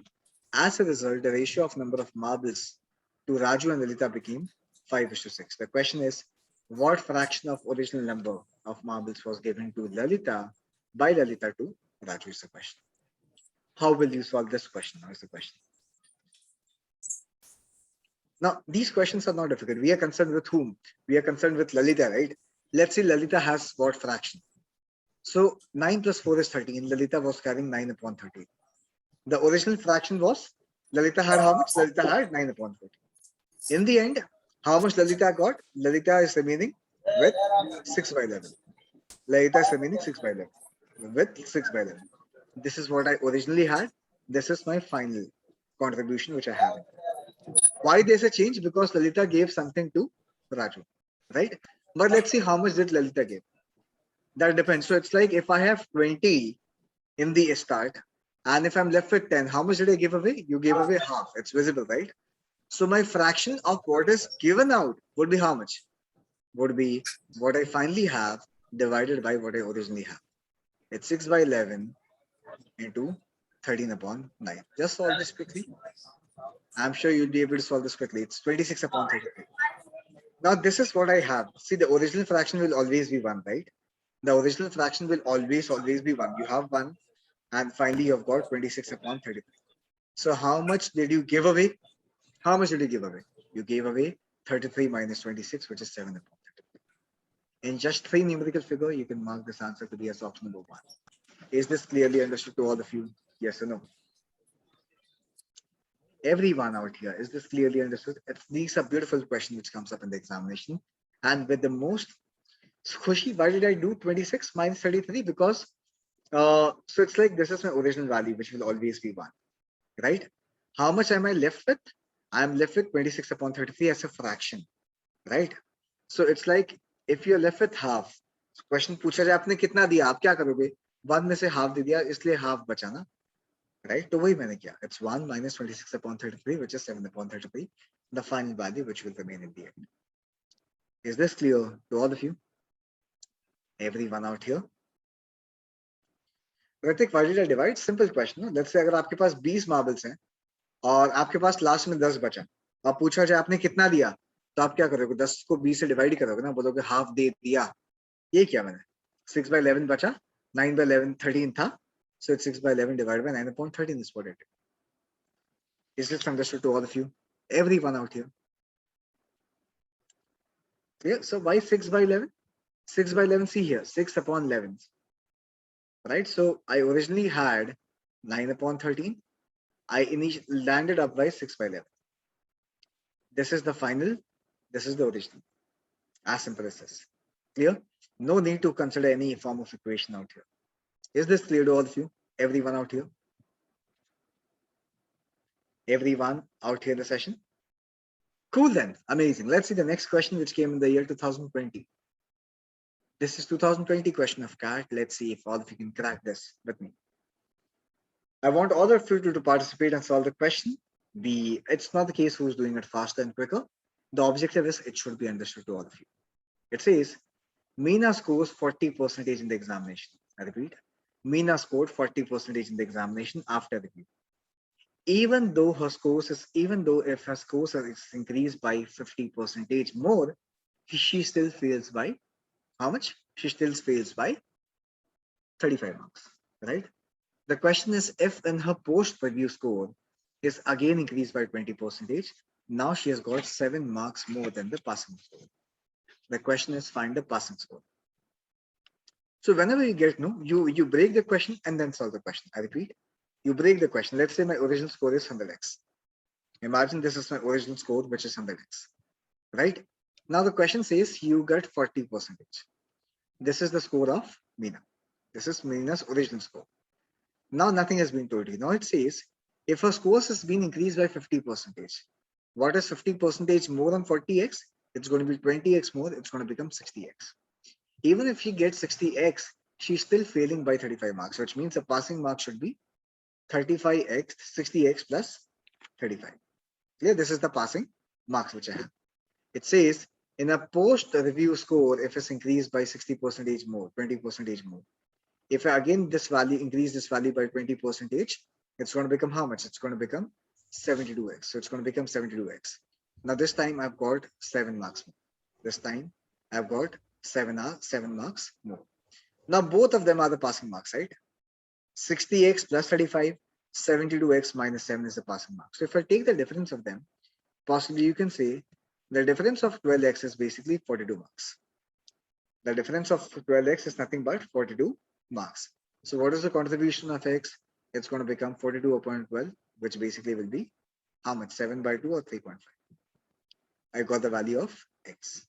If you got the value of x, you can put down in any of the given form 60x plus 35. 60x plus 35 will give you how much? So it's going to become 60 into 3.5 plus 35 is the marks which you have, right? This is the marks. I need the percentage of score which is required. This is the marks, the passing marks, divided by 100x, which is the original marks, into 100 will be the passing percentage, which should be clearly understood to all of you. Just put down the value of x here again. Do 60 into 3.5 plus 35 divided by x, which is 7 by 2. Tell me what answer do you get in the end? Quickly, you can do it very well. I'm sure it's not a very difficult question. So let's say the question says, people who have understood do the calculation in the end. Akshita, for you, you have 100x, the original marks. Meena scored 40x, 40%. Now the question starts. If you get 50% more, the value will become 60x. And then you will fail by 35 marks. So which means the passing mark will be, what is the passing mark? The passing mark would be how much? The passing mark would be 60x plus 35. 60x plus 35, right? This is understood. Now the question says, now in the post-review score, if it is increased by 20%, 20% of 60 is 12, it's going to become 72. On this score, you have 7 more marks than the passing score. So the passing score will be 72x minus 7. Both the scores are same. 60x plus 35 or 72x minus 7, both the scores are the passing percentage. So I got 12x is equal to 42 marks. So the value of x will be 42 upon 12, which is 7 by 2 or 3.5. Just put down either in this form or in this form, you will get the answer. It's like 60 into 3.5 divided by 3 plus 35, which is a passing mark, divided by the value of x. So why? So how 12x? Where did I mention 12x? So 60x and 72. The difference is 12. Vinay, I hope you got this. Right? So and the difference of plus 35 and minus 7 is plus 42. Clear? 72x minus 7. Because on this score, you got 7 more marks. So अगर आपको 7 ज़्यादा marks मिले तो passing mark तो 7 कम ही होगा ना, Pratik? Passing marks will be 7 less, right? So it is 72x minus 7. Clear? If you can just solve this. Why 7 by 2, Shreya? Because the value of x is 7 by 2, right? So this is your original marks was 100x. I repeat, let me take out this. This is your marks. You want the passing percentage. Original marks was 100x, and the passing percentage you multiply by 100. So 100 will get cancelled, no? Shreya. So you are left with x. What is x? X is 7 by 2. Simple. Is this clearly understood to all of you out here in the session? If this is understood, I have done my job. Clear? Amazing. Cool then. Niharika, let's move on to the next question. The next question is also from the paper of 2020. Let's see if all of you can solve this question. And as said, time, speed, distance is only about visualize, make a diagram and solve like this in 10 seconds. It says, train T leaves from X to station Y at 3 p.m. Train T leaves from X to station Y at 3 p.m. Train XS leaving 3 at 3/4 of the speed of T. मतलब इसका speed कितना होगा? जो पहले वाले का अगर V है तो इसका होगा 3/4 of V. Leaves for X from Y at 4 p.m. The question says two trains pass each other. Two trains pass each other at the station Z. Right? So Z is somewhere between X and Y. The question is where the distance of X and Z is 3/5 of the distance of X and Y. That's a crux. X and Z is 3/5 of the distance of X and Y. Z is the point where they are meeting. So if you just visualize, the question is how many hours did the train T took to cover the whole journey? Let's say this is X and this is Y. I've got train T, I've got train S, and this is somewhere the point Z. Let's see the overall, let's consider the overall distance to be as 5x. Right now they are saying xz is 3/5. So let's consider this is 3x and let's consider this is to be as 2x. Right? That's how you bifurcate 3x and 2x to be summing it up as 5x. Clear? If the speed of T is V, the speed of S would be 3/4 of V. The speed of V would be 3/4 of V is the point. Is this clear to all of you? Everyone? Is this clear to all of you? Everyone? Everyone, right? Perfect. We know the time taken by T to reach till Z is the same time, possibly the number of hours would be same for S to come till T, right? So in this case, possibly the number of hours taken would be constant. Let's take, so what is the time taken by T to come till Z? The distance was 3x and the speed was V. What about the case of, what is the case with your the train S would have been how much? This is 2x divided by 3/4 of V. 3/4 of V. This is the time taken by T. This is the time taken by S. Right? Let's find out the ratio of time taken by T and S. What is going to be the time taken in the ratio of time taken by T and S here? See, VV is common, XX common. Just do quickly if you can tell me. The ratio of time taken, I repeat, the ratio of time taken by X to come till Z and S to come till Z would be how much? Would be how much? Quickly, if you can do it, if you can solve this, this is going to be 9:8. This is going to be 9:8. It's visible that train T leaves at 3 p.m. and train S leaves at 4 p.m. So the difference of them for reaching to Z will always be 1 hour. So if this is 9x and this is 8x, the difference of them is 1 hour, which means T has taken 9 hours and S has taken 8 hours to come till Z. Now the question is, how many hours will the train T take to cover the whole journey? Now it's simple. The distance till Z for T was 3x. To cover 3x, if train T is taken 9 hours, so the overall journey would be 5x, which would be x hours. Just cross multiply, you'll get the answer, which is 45/3, which is 15 hours. Which is 15 hours. Will be a simple answer which would mark. This was a theta question, but still you can mark the answer really perfect. The answer for this question would be 15 hours. So in all the time, speed and distance question, I repeat, in all the time, speed and distance question, you need to visualize and then only you can solve the question really very much. I hope this is clear to all of you. Clear? So all TSD questions are beautiful in nature. It's not the case they're difficult ever. It's just your own thought. You can solve this question really beautiful. And they are questions which basically give you a inclination to read the options along with the question. Majority of the questions, you need to do one thing and consider one thing which is very clear. Whenever you read a question, read the options along with the question. They are not separate. They are just the same. They are always going to remain the same. Clear? Just see this question. It says, what it says is, if both the roots of the quadratic equation are negative, there's a hint in the question. It says, if both the roots of the quadratic equation is negative, then what is going to be the sum? The question is, what is going to be the sum of B plus C divided by B into C? B plus C divided by B into C. Quickly. See, do you guys know the principle, the sign change? Perfect. Rakshit, you're just on dot. The number of times the sign gets changed, the number of times the sign gets changed is the indication for the number of positive roots. If there are two sign changes, let's say minus to plus is one sign change, plus to plus is no sign change. So one time sign change, which means one positive root and one negative root. A quadratic equation will have two roots. But the question says both the roots are negative. The question says both the roots are negative. So the first coefficient, it's 2 is itself is negative, which means the value of B should also be negative and C should also be negative. Clear?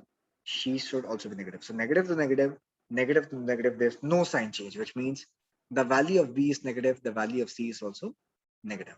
This is clear. By reading the question, you get this gist. Now the question is simple. B plus C. So minus, so it's like minus and minus. If you add them, the value will be negative one. But minus and minus, if you multiply them, will become positive. Tell me what is negative upon positive. Tell me what is negative upon positive. Negative upon positive will be what? Quickly. Negative upon positive will always be negative. Quickly you've solved the question. There's no point of you to interpret, assume any values, nothing like this will be required. So beautifully you can solve the question. This is again a 2018 question of CAT which came up in the exam. Clear? Is this understood to all of you? Everyone out here in the session? Beautiful question which came up and very easily you can crack this question also. So just need to have a better perspective towards solving this question.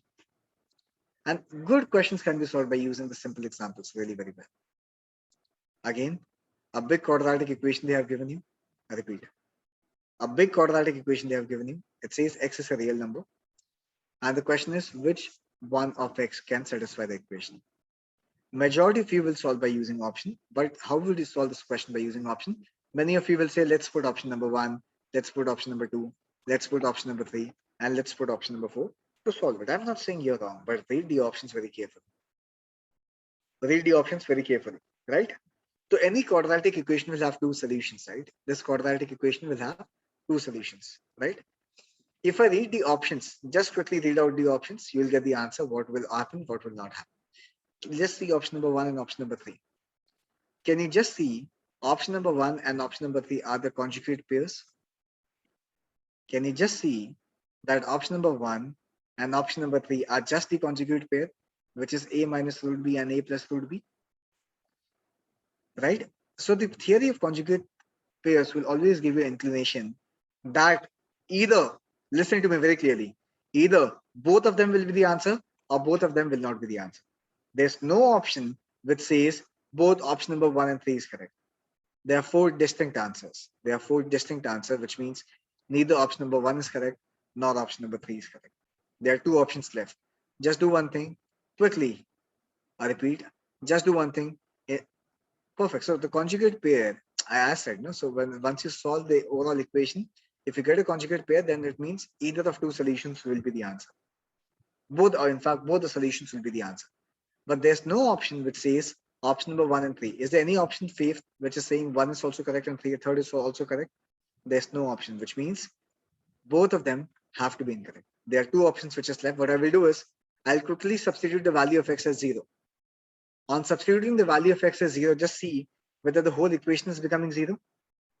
Are you getting, so 1 into 2 into 3 into 6 is not 0, right? Which means 0 can also not be the answer. So the only value which is left, I repeat, the only value which is left will be option number 2. Will be option number 2, which you have to mark to get the answer. Clear? So these are beautiful questions which comes up in the examination. No one actually looks at the options. No one looks at the option. Clear? I want you to look into the perspective of options along with the question. If you can develop that, very easily you can solve the question. Very, very easily you can solve the question. Nothing to worry about. Solving quadratic equation will never be a big deal at all. Right? Solving quadratic equation is never going to be a big deal at all in any of the given equation or question of CAT. Let's say this also looks like a big question, right? This also looks like a huge quadratic question which came in the year 2017 of CAT. It says find all the values of p. Find all the values of p such that 6 lies somewhere between the roots of the equation. 6 lies somewhere between the roots of the equation is the question, right? It says x squared plus 2 times p minus 3x plus 9 is equal to 0 is the question. Clear? And here the question is find a value of p which will satisfy. Good question. What I'm my key highlight, this is a constant. What is 9? 9 basically is the product of the root. 9 will be the product of root. So let's assume the roots of the equation would be 9 and 1. Let's assume 9 into 1 will be the roots of the equation. If 9 and 1 are the roots of the equation would be x squared minus 10x plus 9 is equal to 0. Yes? Understood? If that is the case, let's assume or let's relate the coefficient of x, which is this and this. What you can say is 2 times p minus 3 should be equal to minus 10. Should be equal to 10, right? Tell the value of p, how much it's going to be. What is going to be the value of p? This is going to be minus 5. And the value of p will be minus 2. The value of p would be how much? The value of p should be minus 2, which you're getting, right? Which means at least on minus 2. Minus 2 should be a solution to get this answer, right? See which option do I fit into the range. This says more than 6. Not possible. More than 0? Not possible. More than 0? Not possible. Which one do you consider to be the answer? It's less than 3/4. So I started, how did I start, Akshita? How I started by picking up the coefficient of x, of this coefficient of the product. The product of this equation is 9. So I assume the roots to be as 9 and 1. If that is the case, I equated the whole equation to be as x squared minus 10x plus 9 is equal to 0. I'm looking at the value of p, so let's equate both of them. The only thing which you need to do, Akshita, now is 2 times p minus 3 should be equal to minus 10. I hope we are that much mature to solve this part. And beyond this, it's not the part of the paper. Beyond that was not the part of the paper. You have to solve only and only this part. By solving this part, you got the value of p as minus 2. Just see which option is giving you minus 2. The other values are not even giving me the range. So how can I even mark this answer, Akshita? Hence, you'll mark all the values which is less than 3.2 because minus 2 will be less than minus 3/4. Clear? All of you? Everyone out here in the session, is this clear?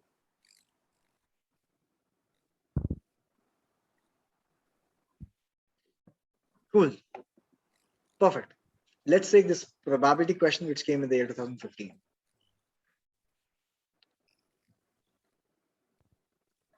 A probability question which came in the year 2015, and majority of the probability questions would seem to be difficult by putting an option or assuming a lot of cases. But let's see if you can solve this question really very well. What is the question saying? The question says 2 dice are thrown together. 2 dice are thrown together n number of times in succession.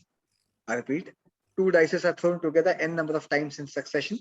Find the probability of obtaining 1. The question is find the probability of obtaining 1 on the surface of both the dice in at least one of the throws. In at least one of the throws is the question. 2 dice are thrown together n number of times in succession. Find the probability of obtaining 1 on the top of the dice in at least one of the throws. So the probability will be dependent on number of throws. I repeat, Saurabh, the probability will be dependent on number of throws. Kitni baar feka? That's how the n will come into picture, right? That's how the n will come into picture, right? Imagine if the incident has not even happened. Imagine, let's consider that the incident has not even happened. If the incident has not even happened, in that case, I repeat, in that case, the value of n would have been how much? The value of n in that case would become how much? Would become simply 0. And in that case, if the event is not happening at all, if the event is not happening only, then the probability of success will also become 0. The probability of success will also become, ये तो clear है ना, अगर incident हुआ ही नहीं, the probability of success will be 0, right? If that is the case, all what I want is simply एक काम करो, n की जगह 0 डालो, n की जगह 0 डालो, और मुझे बताओ, यहाँ पे कौन सा option है जहाँ पे you get the value as 0? 1/36 is a numerical figure. If I put n to be as 0, anything raised to 0 will give you 1. This is also 1. This value, अगर मैं इसको 0 डाल दूं, so 35 raised to 36 raised to 0 will give you 1, and 1 minus 1 will become 0. So तुम इसको negative side में भी ले सकते हो. नेगेटिव साइड का मतलब ये था. नेगेटिव साइड का मतलब ही क्या था? मैंने सोचा ये तो n के ऊपर डिपेंडेंट है ना, मैं क्यों पकड़ूं कि मिनिमम 1 के केस में होगा या एटलीस्ट 1 का मतलब होगा कि 1 minus no incident happening like that. ठीक है, मैं तो इसको सिंपली इसी तरीके से पकड़ रहा हूँ कि यहाँ पे n की वैल्यू पे डिपेंड करेगा मेरी प्रोबेबिलिटी. अगर मैंने n को ही 0 बना दिया मतलब इंसिडेंट हुआ ही नहीं, in that case the probability of success will also be 0. If that is the case, just put down the value of n to be as 0 and देखो कौन से ऑप्शन में तुमको 1 मिल रहा है, राइट? 0 मिल रहा है. You will see option number 2 will be the perfect answer, which is matching up with the expectation which has been set up. So you need to think a little bit out of the box to solve these questions in the actual examination. But in the heat of the moment, we actually get panicked. We try all the conventional approaches. Sometimes we leave the question, but these are beautiful, simple questions which has always come up in the examination beautifully, very well, right? Even the geometry question which comes up in the examination, I repeat, the geometry question which comes up in the examination are not difficult. Like they are really not difficult as what it seems. As what it seems. This is 2019 question which came up in the examination, and let's see if all of you can solve this question for me. And I'm sure the probability of you to get 100 here would be 1. All of you will solve this question. Cool.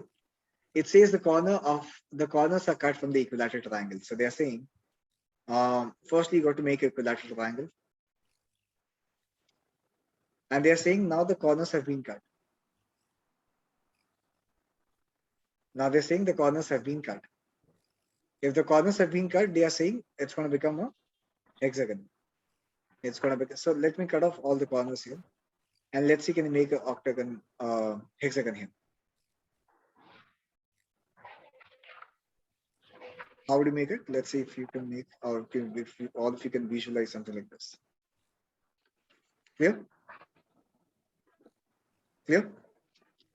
So where do you see the regular hexagon coming up? Let me mark this. The regular hexagon will be here. This is the hexagon, right? This is the hexagon, what they are looking at. If this is the hexagon that they are looking at, the question is, what is the ratio of the hexagon H to the area of that triangle? Now you'll see a lot of similar equilateral triangles coming and shaping up. Let's see how many smaller equilateral triangles have been made up. If I chop off this, 1, 2, 3, 4, 5, 6, 7, 8, and 9. Would be how much? It's 9. Let's see what area has been occupied by this hexagon. 1, 2, 3, 4, 5, and 6. So the hexagon has occupied 6 parts. The triangle has original 9 parts. So hence, the answer for this question would be as simple as 2:3, which will mark option number 1. Simplest question which you can mark. Clear? Rashi got the answer right. Tanish also got the answer right. All of you, I believe, have got the answer right. So majority of the questions, so the kind of question that you may expect in the paper to come up would be either on finding the length, finding the area. This 2019 paper is shot, and or the question will be about finding the volume, right? Length, area, and volume are the kind of question that you may expect in the paper. Whenever you get questions on area, or especially on the ratio of areas, all the questions basically can be solved by using what? By using symmetry. Clear? Cut the diagram, join the lines, and you can solve the question really, very well. Is this clear? So you need to have that power of visualization to solve the question. Let me take up this question, which basically is so a lot of people actually have the phobia towards solving the graph-based questions, right? But in the year 2017, I repeat, in the year 2017, there was a beautiful question which came up on graphs. Let's see if all of you can solve this question. See this graph. Let's see if all of you can solve this and understand this.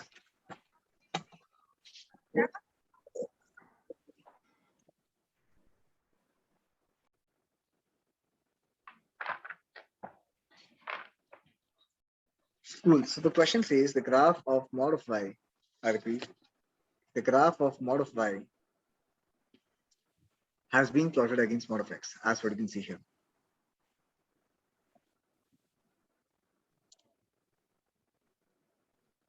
Can you see this? And what is the question?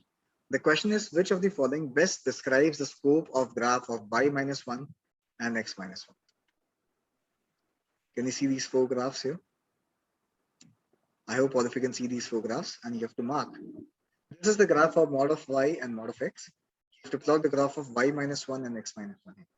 One of them. So graph-based questions, basically, ideally, it's not going to be difficult, provided you take into consideration the options again. Right? So because only one of them is going to be correct, rest 3 is going to be incorrect. Right? So this is the value of mod of y, this is the value of mod of x. There's the value of mod of y and there's the value of mod of x. So what are the possible values of y? Tell me what are the possible values of y and what are the possible values of x? The coordinates of y would be how much? The coordinates of y would be, quickly, if you can tell me, all of you. Not a difficult case, right? The coordinates of y, quickly, Sanjeev, Irshad, all of you, would be 0, 2 or 0, minus 2. What about y? Would be 3, 0 or minus 3, 0. These are the possible coordinates of y and x. If that is the case, let's quickly look into the perspective of graph, which possibly is for y minus 1 and x minus 1. What possible coordinates would be there for y minus 1? Tell me quickly. If that is the case, so it's going to be 0 minus 1, 2 minus 1. Like this, you need to consider. All of you, take a minute and tell me the possible coordinates of y and x here. All of you can do it. The first value will become minus 1 and 1. The next value will become minus 1 and minus 3. Similarly, the value of x minus 1 will become how much? 3 minus 1, 2, minus 1. And then here you have a value which is minus 3, minus 1, minus 4, and minus 1. Clear, all of you? Is this clear to all of you out here in the session? Now, these are the possible coordinates of y minus 1 and x minus 1, right? Which is visible from the given graph, right? Now, all what I need to consider, just see which of the following 4 graphs. Which of the following 4 graphs gives you at least one of the given coordinates of y minus 1 or x minus 1? Can you see any of these pointers in 1 or 2 or 3 or 4? Is there any option which you can see any of the given plots? Let's look at the coordinates which I have for A, B, C, D, E. In option number 1, do I see any coordinate which is for y or x as minus 1, 1, minus 1, 3, 2 minus 1, 4 minus 1, likewise? I'm sure this is a visible question now, but Shif, Irshad, all of you. Answer from all of you, come on.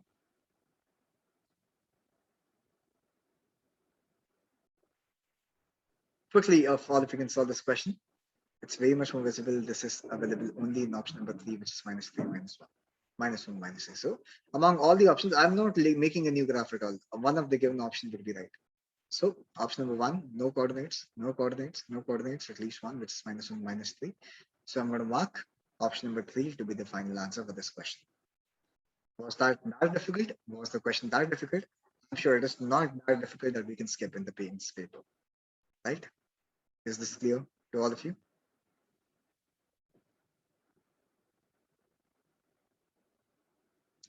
Let's look at this last question which came up and see if we can solve this question.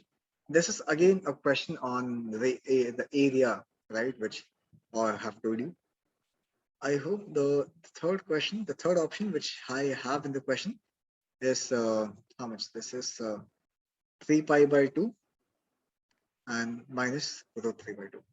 It says ABCD is a square. The question says ABCD is a square, arc AC and BD are drawn on the square ABCD with the centers D and C, with the centers D and C. The question is, what is the ratio of area of the shaded region towards the square ABCD? The square ABCD. Okay, so I want all of you to visualize. Just tell me the ratio of occupied the shaded region. Do you think the ratio of shaded region is going to be more than 50% of the whole area? Do you think? What do you think? I mean, the ratio of the shaded region, is it going to be more than 50%?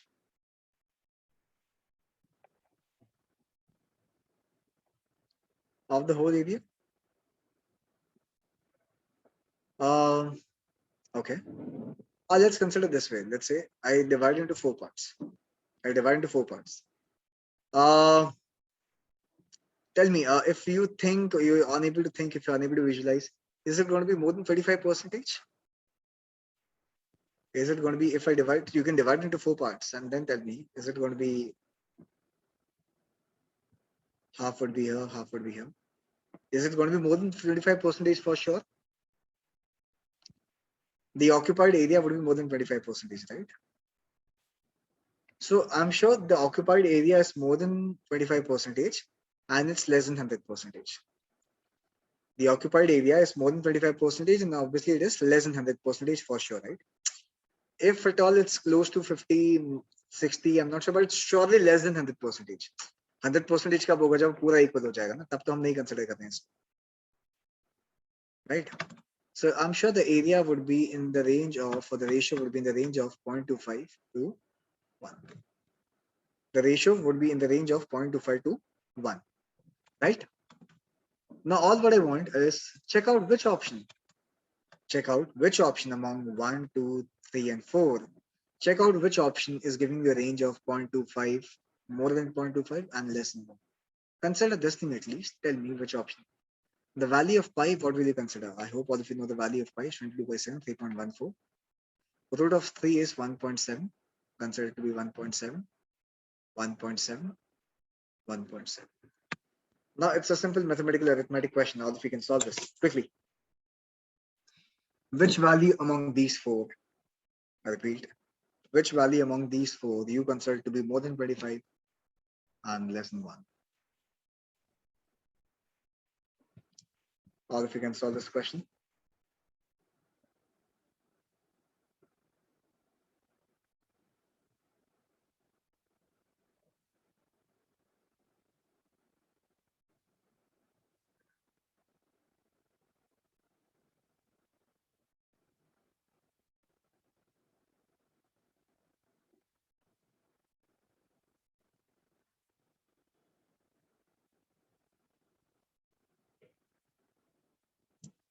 Come on. It's not that difficult a question now.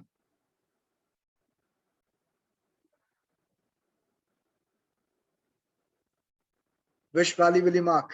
I'm looking at the value which is more than 0.25 at least. And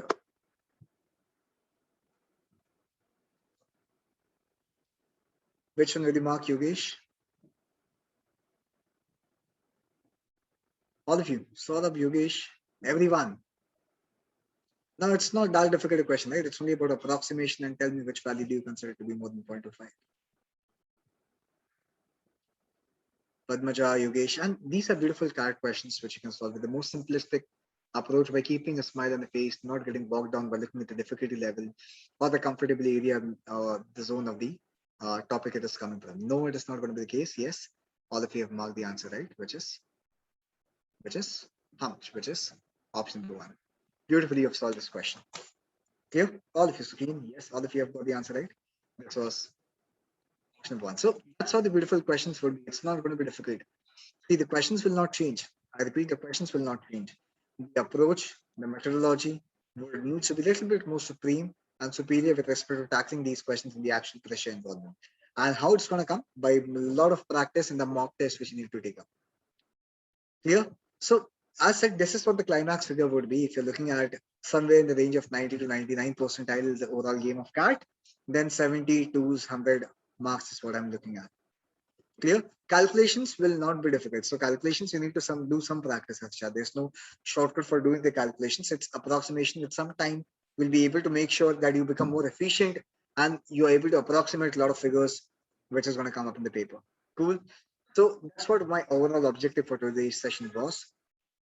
The next session is again going to be next weekend. Every Sunday, I'll be coming live at 12 p.m. to make sure that I'll give you some better perspective. And one more key thing, if you're looking at some profile development, this 22nd, 23rd, and 24th, 22nd, 21st, 3rd, and 24th, we are doing a profile development certification course, which is into business management from Wellington Business School. The announcement is going to come from MBAP on all the social channels. Make sure all of you are looking for certification course, and it's a free course. All of you can take the advantage, because if the college is giving you those certifications, why will you miss on this? So you, your friends, colleagues, partners, everyone can come on board and be a part of those certification course also. Cool then. So on this note, I'll take a sign off in today's session. I'll see you over the next weekend. Till then, I wish you all the best for the preparation. And if in case you've got any questions, you can get back to me. You can ping me. It's gonna take some more time to for me to reply. But yes, it's my number. If you can have any questions, you can possibly ping me here, and then we'll take the questions here from here. Cool. Then on this note, I'll take a sign off. I see you over the next weekend. Till then, keep practicing, and whatever you need from my side, any input from college, what to mark, what colleges applications to consider, and you can ping me here on this number. Possibly as soon as I get time, I'll reply to you. Cool then. On this note, I'll take a sign off. I wish you all the best. Stay tuned. I'll see you both next weekend. Thank you, everyone.